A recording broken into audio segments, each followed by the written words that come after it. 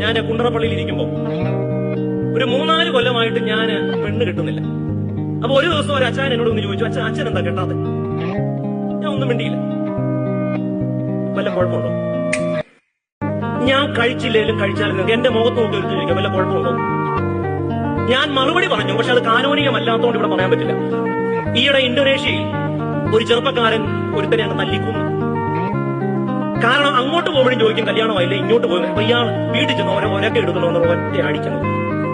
എന്റെ വിചാരം പള്ളിയിലെ ഓരോ ബെഞ്ചിനോടും ചേർന്ന് ഓരോ ഒലക്ക വെച്ചാൽ ഒത്തിരി ആന്തരിക സൗഖ്യം കിട്ടും. ഇതൊരു കൊലപാതക ആഹ്വാനമായിട്ട് നിങ്ങൾക്ക് കുറെ ചെറുപ്പക്കാരെങ്കിലും പള്ളിയിൽ വരാത്തത് നമ്മുടെ ഒരിക്കലും അവസാനിക്കാത്ത ഐസക് ന്യൂട്ടൺ പോലും ഇത്രയും ചോദ്യങ്ങളില്ല. ഞാൻ ആ ഇന്തോനേഷ്യക്കാരനെ ഒന്ന് പോയി കാണണമെന്ന് വിചാരിച്ചിരിക്കുക, സഭ അനുവദിച്ച ആ ഒലക്കയിൽ ഒരെണ്ണം വാങ്ങിച്ച് ഇവിടെ കൊണ്ടുവരും. ജോലിയില്ലാത്തവനോട്